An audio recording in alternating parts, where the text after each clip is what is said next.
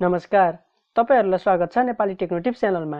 आजको भिडियोमा मैले क्लास 10 साइन्सको करेन्ट इलेक्ट्रिसिटी एन्ड म्याग्नेटिजम च्याप्टरको कम्प्लिट एक्सप्लेनेसन भिडियो लिएर आएको छु। क्लास 10 साइन्सको अरु थुप्रै भिडियोहरु हेर्नको लागि यो च्यानललाई सब्स्क्राइब गर्नुहोस् र यसै च्यानलको प्लेलिस्टमा गएर एक्सप्लेनेसन र न्युमेरिकलको विभिन्न भिडियोहरु हेर्न सक्नुहुन्छ। यो भिडियोमा करेन्ट इलेक्ट्रिसिटी एन्ड म्याग्नेटिजम च्याप्टरबाट सबै कुराहरु समेट्न सक्दो प्रयास गर्नेछु। त्यसैले भिडियो अन्त्यसम्म हेर्नुहोला। Current electricity, the form of energy which is produced due to continuous flow of electrons through a conductor is called current electricity. अहिलेको वर्ल्डमा current electricity एनर्जीको मेन सोर्स भएको छ। हाम्रो डे टु डे लाइफमा लाइट पाउनको लागि, हिट पाउनको लागि, इन्डस्ट्रीजको इक्विपमेन्ट चलाउनको लागि पंखा, कम्प्युटर, मोबाइल फोन, टेलिभिजन जस्ता हामीलाई चाहिराख्ने सामान इलेक्ट्रिसिटी बिना युज गर्न पोसिबल छैन। अहिले क्लास 10 मा चाहिँ इफेक्ट्स अफ करेन्ट इलेक्ट्रिसिटी को बारेमा पढ्नुपर्छ। हामीले इलेक्ट्रिकल एनर्जीलाई बल्ब, ट्युबलाइट युज गरेर लाइट एनर्जीमा कन्भर्ट गर्न सकिन्छ अनि इलेक्ट्रिक हिटर युज गरेर हिट एनर्जीमा कन्भर्ट गर्न सकिन्छ। त्यसैगरी इलेक्ट्रिसिटी युज गरेर हामीले म्याग्नेट पनि बनाउन सकिन्छ। पहिले चाहिँ करेन्ट इलेक्ट्रिसिटीको 4 वटा इफेक्ट्स पढ्नु पर्थ्यो। Heating effects, lighting effects, magnetic effects र केमिकल इफेक्ट। तर अहिले चाहिँ हिटिङ इफेक्ट, लाइटिङ इफेक्ट र म्याग्नेटिक इफेक्ट मात्रै पढ्नुपर्छ। केमिकल इफेक्टलाई हटाइएको छ कोर्सबाट। Number 1, heating effect of current electricity. When we pass electric current through a conductor having a high resistance, it becomes hot and radiates heat energy. Such type of effect of current electricity is called heating effect. कुनै वायरबाट निस्कने hit depend हुन्छ त्यहाँबाट pass हुने electric करेन्टसँग, वायरको रेजिस्टेन्ससँग अनि कति टाइमसम्म current flow भएको हुन्छ हो त्यो टाइमसँग। कुनै पनि वायरमा करेन्ट पास हुँदा अलिकति भए पनि हिट प्रोड्युस चाहिँ हुन्छ। तर यदि हाई रेजिस्टेन्सको वायर छ र त्यहाँबाट करेन्ट फ्लो भयो भने त्यहाँ हिट पनि हाई अमाउन्टमै निस्किन्छ। Heating effect of current electricity हाम्रो डेली लाइफमा धेरै युज हुन्छ। Electric heaters, immersion rod, electric irons, toasters जस्ता हाम्रो घरमा युज हुने इलेक्ट्रिक एप्लायन्सहरू हिटिङ इफेक्ट अफ करेन्ट इलेक्ट्रिसिटीसँग बेस्ड छन्। यी सबलाई हिटिङ डिभाइस भनिन्छ जसले सिम्पली इलेक्ट्रिकल एनर्जीलाई हिट एनर्जीमा कन्भर्ट गर्छ। हिटिङ डिभाइसमा हिट प्रोड्युस गर्नको लागि हिटिङ एलिमेन्ट युज गरिएको हुन्छ।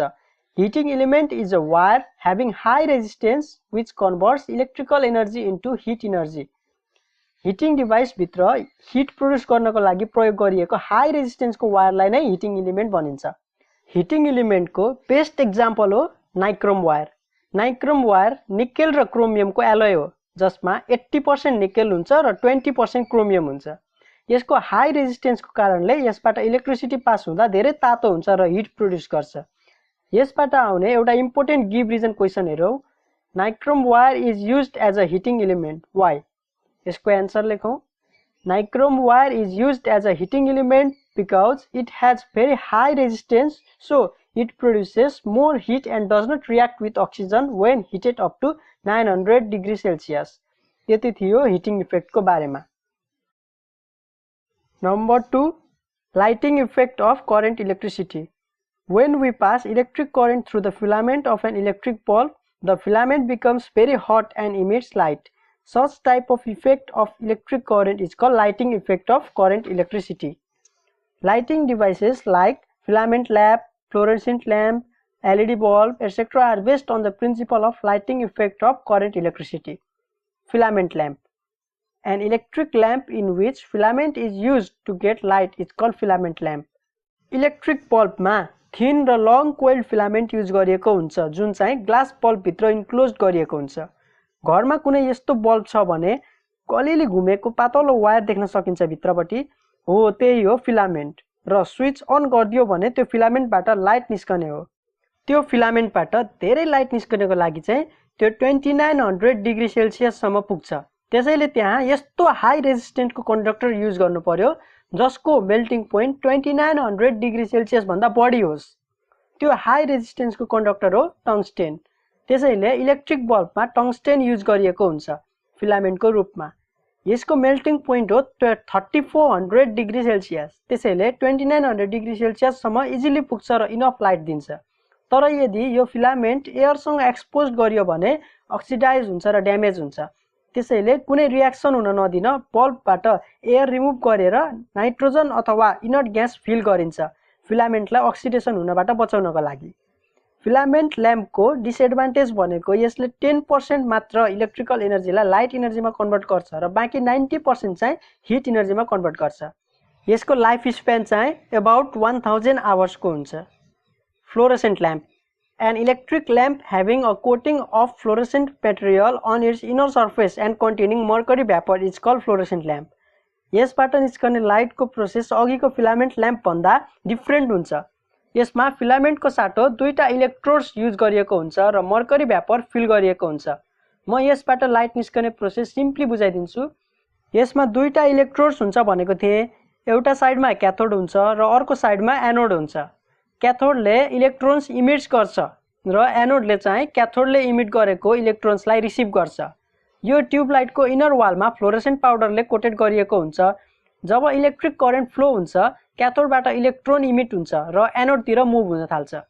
इलेक्ट्रोन मुभ भइरहेको बेला त्यहाँ फिल गरिएको मर्करी भ्यापरसँग कोलाइड हुन्छ र अल्ट्राभायोलेन्ट रेडिएसन प्रोड्युस हुन्छ र वालमा कोटेड गरिएको फ्लोरेसेन्ट पाउडरले अल्ट्राभायोलेट रेडिएसन एब्जर्ब गर्छ र भिजिबल लाइटमा टर्न गर्छ। यसरी फ्लोरेसेन्ट ल्याम्प मतलब ट्युबलाइटबाट लाइट निस्किन्छ।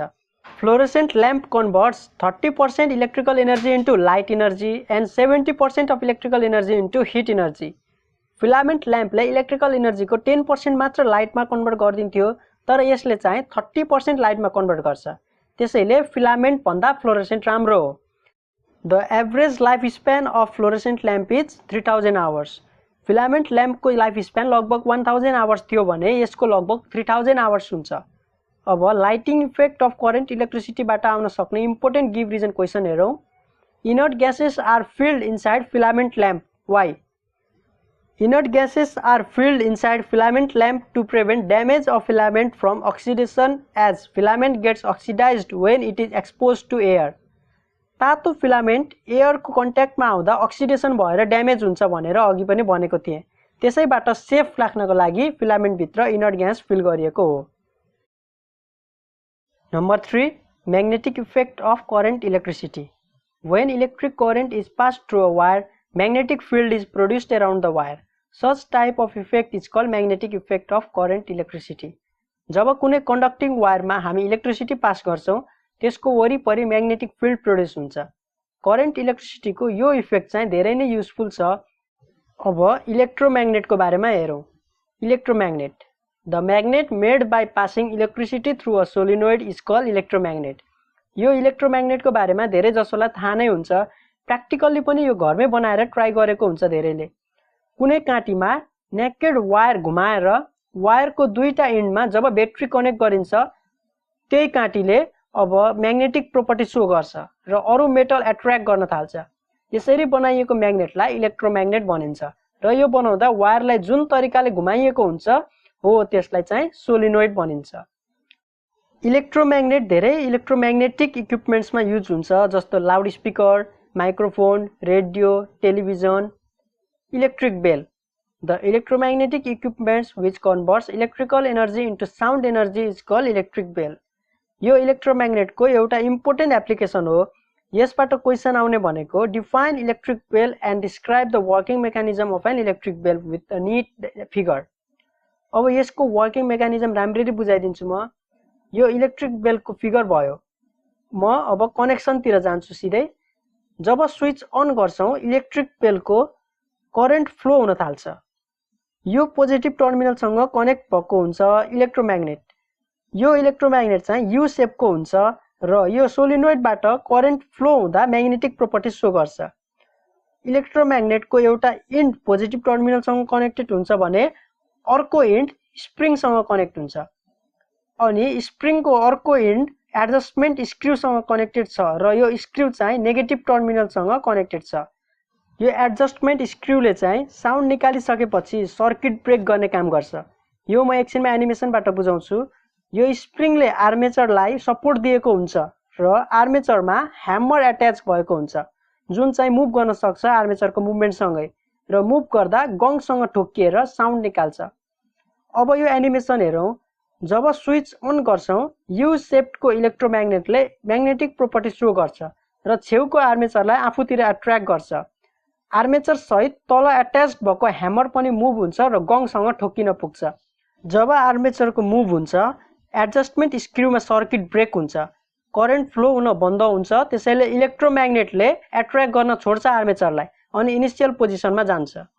जब आर्मेचर इनिशियल पोजिसनमा जान्छ फेरि इलेक्ट्रिक सर्किट कम्प्लिट हुन्छ र सेम प्रोसेस कन्टिन्यू हुन्छ। यसरी यही प्रोसेस रिपिट भइरहन्छ र हामी साउन्ड सुनिरहन्छौं स्विच अन गरेको समयमा। यति थियो इलेक्ट्रिक बेलको बारेमा, यसको वर्किङ मेकानिजमको बारेमा। It is commonly used in house as a doorbell, schools, offices, telephone, etcetera. Bicycle dynamo, an electromagnetic device which converts kinetic energy into electrical energy is called bicycle dynamo. It works on the principle of electromagnetic induction. यो electromagnetic induction चाहिँ मैले अहिले भनिन, अहिलेको कोर्समा छैन, सिधै +2 साइन्समा पढ्नुपर्छ, त्यसैले यसबारे केही भनिन। बाइसाइकल डाइनामो चाहिँ बाइसाइकलको टायरमा फिक्स गरिएको हुन्छ र टायर रोटेट भएपछि इलेक्ट्रिसिटी जेनेरेट हुन्छ र बत्ती बल्छ। डाइनामो भित्र पर्मानेन्ट म्याग्नेट र कोइल अफ वायर हुन्छ। जब बाइसाइकलको टायर रोटेट हुन्छ डाइनामो भित्रको म्याग्नेट पनि रोटेट हुन्छ अनि त्यहाँ भएको कोइलबाट करेन्ट इन्ड्युस्ड हुन्छ। त्यो इन्ड्युस्ड भएको करेन्टले बत्ती बल्छ। बल्बको ब्राइटनेस चाहिँ बाइसाइकलको टायरको रोटेसनको स्पिड बढ्यो भने ब्राइटनेस पनि बढ्छ। अब generator, the electromagnetic equipments which produces electricity in large scale is called generator. यो पनि डाइनामो जस्तै इलेक्ट्रोम्याग्नेटिक इन्डक्सनकै प्रिन्सिपलमा काम गर्छ। डाइनामोले स्मल एमाउन्टमा इलेक्ट्रिसिटी जेनेरेट गर्थ्यो भने जेनेरेटरले चाहिँ लार्ज एमाउन्टमा इलेक्ट्रिसिटी जेनेरेट गर्छ। अनि डाइनामोमा पर्मानेन्ट म्याग्नेट युज गरेको थियो भने जेनेरेटरमा चाहिँ इलेक्ट्रोम्याग्नेट युज गरिएको हुन्छ। यदि डाइनामो या जेनेरेटरबाट इन्ड्युस हुने करेन्टको एमाउन्ट बढाउनु छ भने के गर्नुपर्छ म भन्छु। Number 1, increasing the speed of rotation. रोटेसनको स्पिड जति बढ्छ त्यति धेरै इलेक्ट्रिसिटी इन्ड्युस्ड गर्न सकिन्छ। Number 2, decreasing the distance between coil and magnet. अघि डाइनामोमा भनेको थिएँ म्याग्नेट रोटेट हुँदा कोइलबाट करेन्ट इन्ड्युस्ड हुन्छ भनेर। यदि म्याग्नेट र कोइलको डिस्टेन्स कम गर्ने हो भने एमाउन्ट अफ करेन्ट बढाउन सकिन्छ। Number 3, increasing the strength of magnetic field. त्यहाँ युज गरिएको म्याग्नेटको म्याग्नेटिक फिल्ड जति स्ट्रङ भयो त्यति धेरै करेन्ट इन्ड्युस गर्न सकिन्छ। त्यसैले पावरफुल म्याग्नेट युज गर्दा राम्रो हो। Number 4, increasing the number of turns in the coil. Dynamo या जेनेरेटर भित्र भएको कोइल्स अफ वायरमा नम्बर अफ टर्न्स अगाडिको भन्दा धेरै बढाउन सक्यो भने करेन्ट पनि अगाडिको भन्दा धेरै इन्ड्युस गराउन सकिन्छ। Electric motor, the electromagnetic device which converts electrical energy into mechanical energy is called electric motor. यो त धेरै नै युज हुन्छ, जस्तै computers, washing machines, electric fans, mixer grinders, CD players, यस्ता सधैँ युज भइरहने इक्विपमेन्ट्समा इलेक्ट्रिक मोटर युज गरिएको हुन्छ। And electric motor works on the principle of motor effect. मोटर इफेक्टको बारेमा नि डिटेलमा त पढ्नु पर्दैन अहिले, तर पनि मोटर इफेक्टको डेफिनेसन भने भन्छु म। When a current carrying rectangular conductor is placed in the magnetic field, a twisting force acts on the conductor which rotates it continuously. This effect on the conductor is called motor effect. Definition बाटे छल्लङ्ग भइन्छ motor इफेक्टको बारेमा। यदि rectangular conductor कुनै magnetic फिल्डमा राखेर current pass गराउने हो भने त्यसमा त्यो कन्डक्टरले फोर्स एक्जर्ट गर्छ।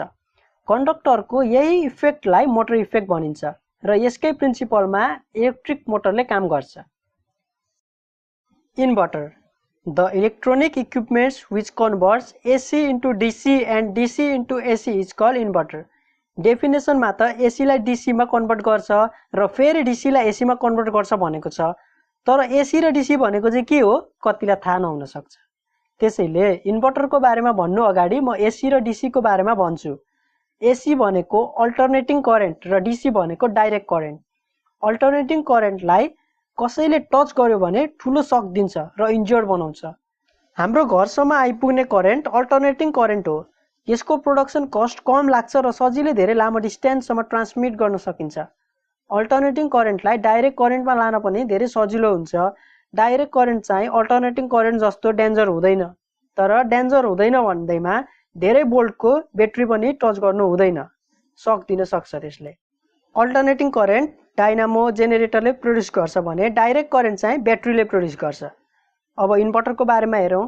केही वर्ष अगाडिसम्म नेपालमा धेरै लोड सेडिङ भएको बेला इन्भर्टरको आवश्यक धेरै नै पर्थ्यो।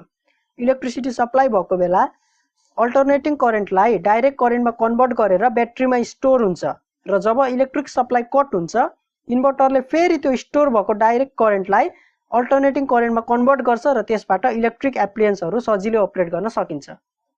Charger The equipment which is used to recharge a battery or a device with rechargeable battery is called charger. It is used to recharge the battery of mobile phone, torchlight, automobiles, etc. Charger त सबैले देखेकै कुरा हो, सबैको घरमा हुन्छ। यो कुनै पनि रिचार्जेबल ब्याट्रीलाई चार्ज गर्नको लागि प्रयोग गरिन्छ। ब्याट्री फुल्ली चार्ज भइसकेपछि अटोमेटिक इलेक्ट्रिसिटीको सप्लाई कट हुने खालको चार्जर आइसकेको छ मार्केटमा। Transformer The equipment which is used to increase or decrease the magnitude of an alternating voltage according to the requirement is called transformer. Alternating current को voltage घटाउन अथवा बढाउन ट्रान्सफर्मर युज गरिन्छ। सबै इलेक्ट्रोनिक इक्विपमेन्ट्समा एउटै भोल्टेजले काम त गर्दैन, त्यसैले रिक्वायरमेन्ट अनुसारको भोल्टेज जेनेरेट गर्न ट्रान्सफर्मर युज गरिन्छ। ट्रली बस, रेडियो, टेलिभिजन जस्ता इलेक्ट्रोनिक इक्विपमेन्ट्समा ट्रान्सफर्मर युज गरिएको हुन्छ। Types of transformer Step down transformer and step up transformer. Number 1, step down transformer. The transformer which changes high voltage AC into low voltage AC is called step down transformer. यो ट्रान्सफर्मरले output करेन्टको voltage कम गरिदिन्छ input current भन्दा। यसको figure बनाउने आउँछ कहिलेकाहीँ एक्जाममा question.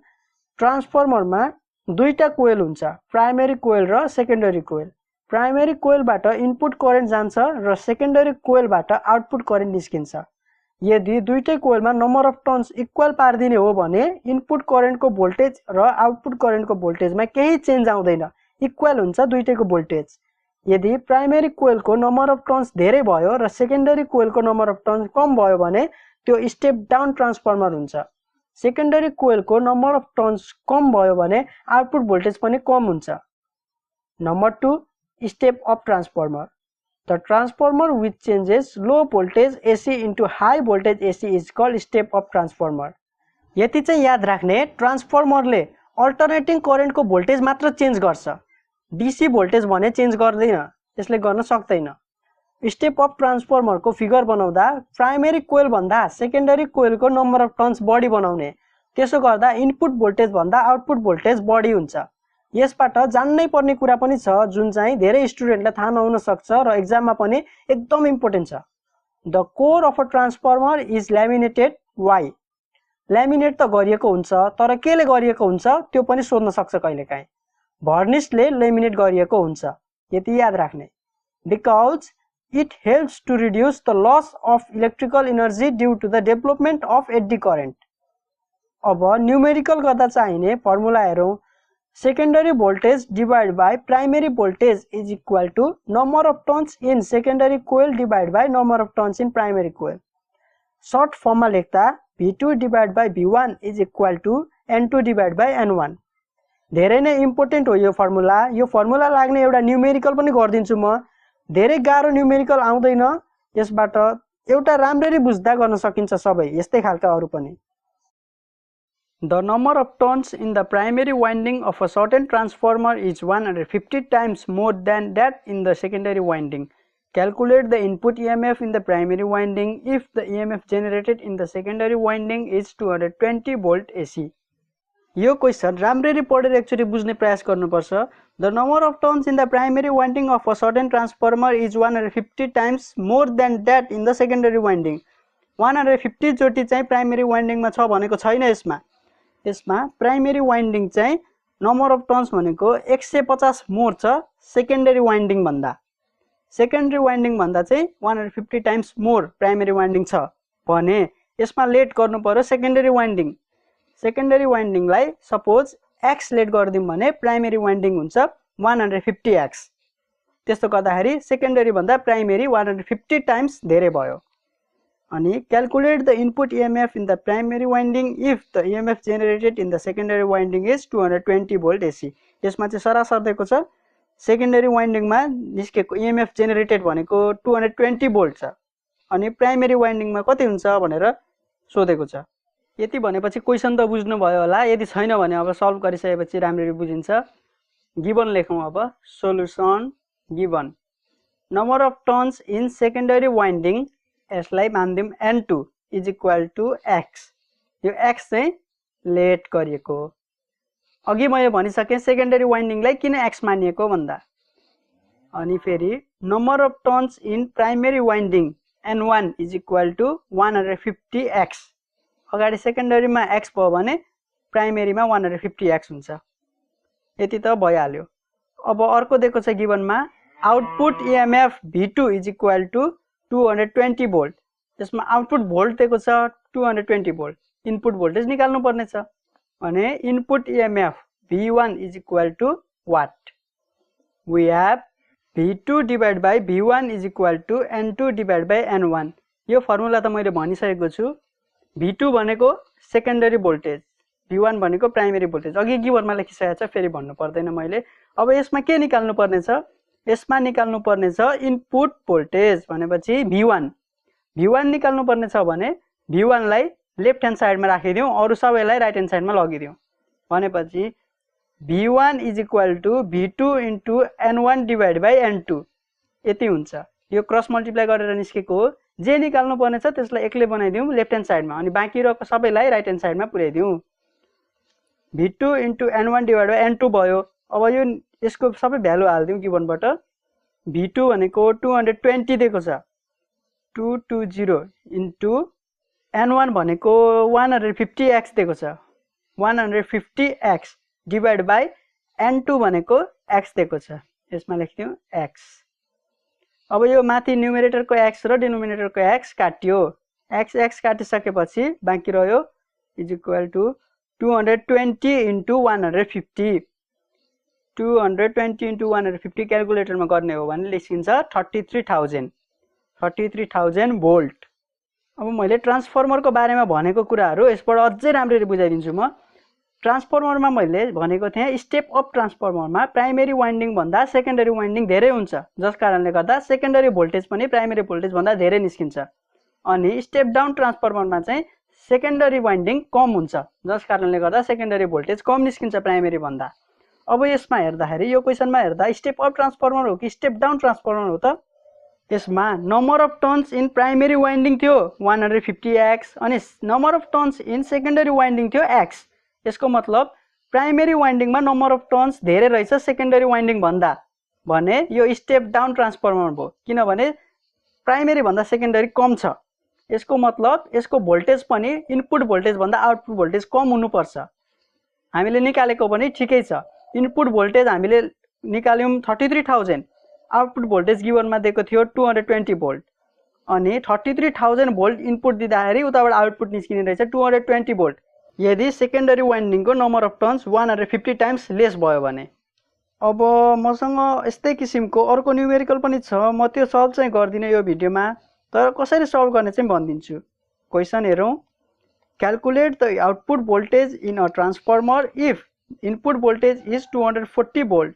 Ratio of the number of turns in secondary to the primary coil is 3:2। यो क्वेसनको given चाहिँ लेखेर बुझाउँछु म। यसमा इनपुट भोल्टेज मतलब V1 दिएको छ 240 volt, output voltage V2 is equal to what. V2 कति हो निकाल्नु पर्ने छ, थाहा छैन अहिले V2 कति भनेर। नम्बर अफ टर्न्स चाहिँ दिएको छैन क्वेसनमा, तर सेकेन्डरी कोइल टु प्राइमेरी कोइलको रेसियो दिएको छ। त्यसैले N2:N1 इज इक्वल टु 3:2 हुन्छ। यसको मतलब N2 divide by N1 is equal to 3/2 भयो। अब यति थाहा भएपछि फर्मुला लगाएर आउटपुट भोल्टेज निकाल्न सकिन्छ। Safety measures while using electricity. Electricity हाम्रो लाइफमा 90 नहुने भइसकेको छ। हामी इलेक्ट्रिसिटी बिनाको लाइफ अब इमेजिन पनि गर्न सक्दैनौँ। तर यसको मिसयुज भयो अथवा राम्रोसँग ह्यान्डल गर्न सकिएन भने लाइफ र प्रोपर्टीको डिस्ट्रक्सन पनि हुन सक्छ। इलेक्ट्रिसिटी युज गर्दा सेफ्टी मेजर्स अपनाउनै पर्छ। सेफ्टी मेजर्स त धेरै छन्, यसका म केही पोइन्टहरुबाट बुझाउँछु। Number 1, We should use electric wires and electric appliances of high quality. Low quality को सामान युज गर्दा सर्ट सर्किट भएर आगो लागि हुन सक्छ। Number 2, fuse and switch should always be connected with live wire. Live wire को कलर कोड रेड अथवा ब्राउन हो। लाइभ वायर बाट चाहिँ डाइरेक्ट करेन्ट आउने गर्छ, त्यही भएर धेरै डेन्जर हुन्छ लाइभ वायरमा टच गर्दा। Number 3, we should use MCB to protect our house from short circuiting. MCB को फुल फर्म हो मिनिएचर सर्किट ब्रेकर। इलेक्ट्रिसिटी को अप्पर सेफ लिमिट भन्दा बढी भयो भने MCB ले automatically main supply switch off गरिदिन्छ। जस्तै हामीले घरमा कुनै हाई पावर को इलेक्ट्रिक एप्लायन्स युज गर्यो भने MCB झर्ने गर्छ। Number 4, the color code of wire should be followed in household wiring. Wiring गर्दा कलर कोड फलो गरेन भने लाइभ वायर र न्यूट्रल वायर जोड्न सक्छ कन्फ्युज भएर, त्यसैले कलर कोड फलो गर्नै पर्छ। ओल्ड कन्भेन्सन अनुसार live wire red, neutral wire black र अर्थ वायर ग्रीन कलरको हुन्छ। अर्थ वायर भनेको चाहिँ अर्थिङ गर्न युज गरिने वायर हो। अनि न्यू इन्टरनेशनल कन्भेन्सन अनुसार live wire brown, neutral wire light blue र अर्थ वायर ग्रीन अथवा ग्रीन र येलो कलरको मिक्स हुन्छ। सेफ्टी मेजर्सहरु त अरु पनि थुप्रै छन्, आफै पनि लेख्न सकिन्छ मिलाएर। अब हेरौं, electric power consumption. The rate at which electrical energy is consumed while operating electric appliance is called electric power consumption. Electrical energy कति कन्ज्युम गर्यो भनेर हामी युनिट अथवा किलोवाट आवरमा मेजर गर्छौं। गाउँघरतिर चाहिँ युनिट नै भन्ने गरिन्छ। यसको युनिट किलोवाट आवर त हो, तर कहिलेकाहीँ क्वेशन आउन सक्छ। Define 1 kilowatt hour. यसको एन्सर लेख्न सकिन्छ, the amount of electricity consumed by an appliance of 1 kilowatt when it is operated for 1 hour is called 1 kilowatt hour. 1 kilowatt भनेको 1000 वाट हो। जब हामी कुनै 1000 वाट को इलेक्ट्रिकल एप्लायन्स युज गर्छौं 1 आवर सम्म, त्यसको मतलब हामीले 1 युनिट इलेक्ट्रिसिटी कन्ज्युम गर्छौं। यदि तपाईको घरमा 1000 वाट को इलेक्ट्रिकल एप्लायन्स छ भने 1 आवर सम्म युज गर्नुभयो भने 1 युनिट इन्क्रिज हुन्छ तपाईको मिटर बक्समा। यसलाई क्याल्कुलेट गर्ने फर्मुला पनि छ, जुन चाहिँ न्यूमेरिकल गर्दा धेरै काम लाग्छ। Electrical power consumption is equal to P into N into T, where P is equal to power of electrical appliance in kilowatt, N is equal to number of appliance, T is equal to time in hours.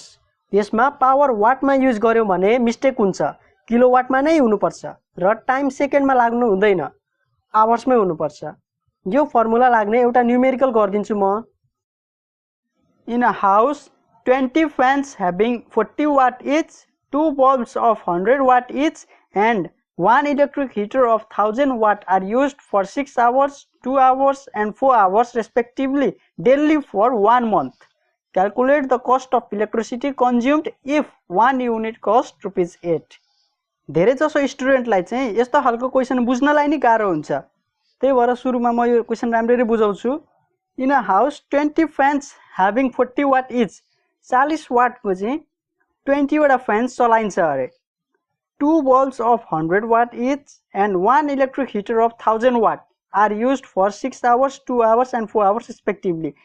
6 घण्टासम्म चाहिँ 20 वटा पंखाहरू, 40 what को पंखाहरू 20 वटा घुमाइन्छ।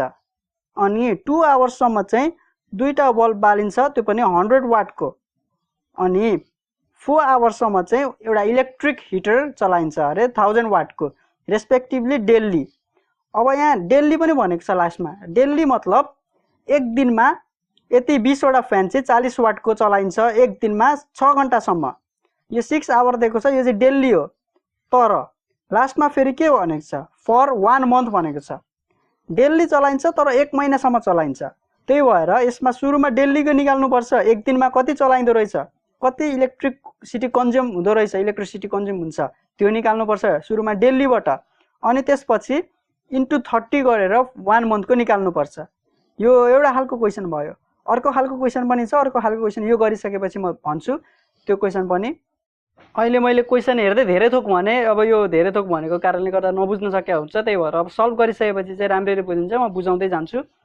Solution, electricity consumed by fans in 1 day is equal to P into N into T. यो P into N into T यो formula मैले भनिसकेको छु। P भनेको पावर, N भनेको नम्बर, अनि T भनेको टाइम। यसमा पावर जहिले पनि किलोवाटमा हुनुपर्छ, टाइम जहिले पनि आवरमा हुनुपर्यो। त्यही भएर electricity consumed by fan in 1 day, एक दिनमा फ्यानले कति इलेक्ट्रिसिटी कन्ज्युम गर्छ त्यो निकाल्नु पर्ने छ। अनि क्वेसनमा पनि दिएको छ डेली भनेर, त्यही भएर निकाल्न सजिलो भयो। पावर कति दिएको छ भन्दा 40 वाटको दिएको छ फ्यान भनेपछि वाटमै त राख्नु भएन, त्यही भएर मैले डाइरेक्ट यहाँ गर्ने 40 डिभाइड बाइ 1000। यो पावरको ठाउँमा 40 डिभाइड बाइ 1000 किन लेखेँ भन्दा यसलाई किलोवाटमा हुनु पर्यो, तर गिभनमा वाटमा दिएको छ। डिभाइड बाइ 1000 गरिसकेपछि वाटलाई किलोवाटमा चेन्ज भयो। अनि एन को ठाउँमा लेख्नु पर्यो इन्टु 20 किनकि 20 वटा फ्यान छ। अनि टी टाइम कति दिएको छ भन्दा 6 आवर्स दिएको छ, त्यही भएर टाइमको ठाउँमा लेख्नु पर्यो इन्टु 6। यति लेखेको थाहा भयो होला। अब अनि यति अब सल्भ गर्ने हो भने क्याल्कुलेटरबाट गर्नु is equal to 4.8 kilowatt hour हुन्छ। अब किलोवाट आवर किन लेख्यो भन्दा किलोवाट आवर यसको युनिट हो। अब यसको युनिट मात्रै पनि लेखिन्छ, तर त्यो लास्टमा लेखौँ, अहिले चाहिँ किलोवाट आवर नै लेखौँ। Electricity consumed by bulbs in 1 day, अब एक दिनमा बल्बले कति इलेक्ट्रिसिटी कन्ज्युम गर्दो रहेछ त्यो लेखौँ। P into N into T. अब यसमा पावरको ठाउँमा लेखौँ 100 डिभाइड बाई 1000 किनकि बल्ब 100 वाटको बल्ब थियो, इन्टु 2 इन्टु 2, दुईवटा बल्ब थियो, 2 घन्टासम्म चलाइन्थ्यो दिनमा, त्यही कारणले गर्दा 2 इन्टु 2 भयो। अब यसलाई सल्भ गर्ने हो भने हुन्छ 0.4 किलोवाट आवर। त्यसै गरी electricity consumed by electric heater in 1 day is equal to P into N into T. P को ठाउँमा लेखौँ 1000 डिभाइड बाई 1000 भनेपछि यो 1000 वाट भनेको 1 किलोवाट हो, सिधै यो 1000 क्यान्सल भइहाल्यो, इन्टु नम्बर कतिवटा इलेक्ट्रिक हिटर थियो, एउटा थियो, त्यही भएर यसमा लेखौँ 1, इन्टु टाइम डेली कति चलाइन्थ्यो त, यहाँ इन 1 डे भनिसकेको छ, त्यही भएर डेली एक दिनमा कति चलाइन्थ्यो 4 आवर्ससम्म चलाइन्थ्यो, त्यही भएर यहाँ लेखौँ 4। अब यो क्याल्कुलेटरबाट गर्नु पर्दैन, क्याल्कुलेटरबाट सजिलै छ, 4 किलोवाट आवर। अब यति त भयो फ्यान, बल्ब र इलेक्ट्रिक हिटरले कन्ज्युम गरेको इलेक्ट्रिसिटी एक दिनमा। डेली भनेको थियो, त्यही भएर एक दिनमा भयो, तर निकाल्नु पर्ने एक दिन त होइन, त्यही भएर टोटल चाहिँ एक दिनमा कति इलेक्ट्रिसिटी कन्ज्युम गर्दो रहेछ त्यो निकालौँ। Total electricity consumed in 1 day is equal to 4.8 plus 0.4 plus 4 kilowatt hour. यति एड गर्दा भयो 9.2 किलोवाट आवर। एक दिनमा इलेक्ट्रिसिटी कन्ज्युम हुँदो रहेछ 9.2 किलोवाट आवर। एक दिनमा यति हुन्छ भने 1 मन्थमा कति हुन्छ त निकाल्न सजिलो छ। Total electricity consumed in 1 month is equal to 30 into 9.2 kilowatt hour. 30 into 9.2 kilowatt hour गर्दा कति हुन्छ भन्दा is equal to 276 unit.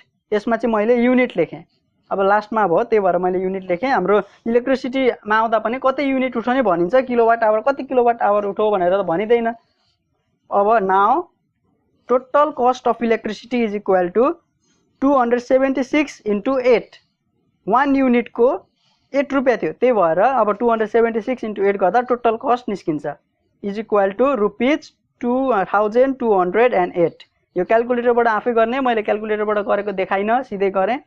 Answer निस्क्यो 2208। अहिलेको क्वेसनमा टाइम डेली बेसिसमा दिएको थियो, त्यसरी दिँदा हामीले 1 डेको निकालेर फेरि 30 ले मल्टिप्लाई गरेर 1 मन्थको निकाल्यौँ। अब त्यही भएर क्वेसन चाहिँ राम्ररी पढ्ने। यसमा क्वेसनमै मजाले दिएको थियो डेली भनेर, डेली फर 1 month भनेर, त्यही भएर दिनमा चाहिँ त्यति घन्टा चलाइन्थ्यो फ्यान, इलेक्ट्रिक हिटरहरू।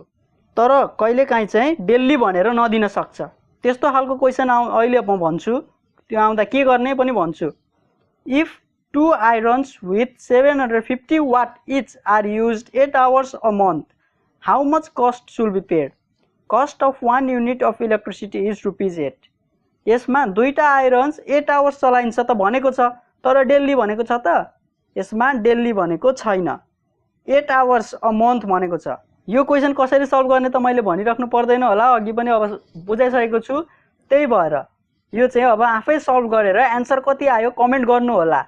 र यदि प्रोसेस पनि चेक गराउन मन भए मलाई इन्स्टाग्राममा फोटो खिचेर यो सल्भ गरेको फोटो पठाउन सक्नुहुन्छ। म त्यो फोटोबाट तपाईहरुको प्रोसेस चेक गरेर भयो कि भएन भनेर म भनिदिन्छु। यदि हजुरहरुसँग केही नबुझेको क्वेसन छ भने मलाई सोध्न सक्नुहुन्छ। म इन्स्टाग्राममा धेरै एक्टिभ हुन्छु, त्यसैले भुवन गुरागाई 25 मा फलो गर्नुहोला। लिंक डिस्क्रिप्सनमा दिएको छु इन्स्टाग्राम आइडी को। भिडियो मन पर्यो भने लाइक र च्यानलमा सब्स्क्राइब गर्न नभुल्नुहोला। क्लास 10 साइन्सको अरु पनि थुप्रै भिडियोहरू लिएर आउने नै छु। धन्यवाद।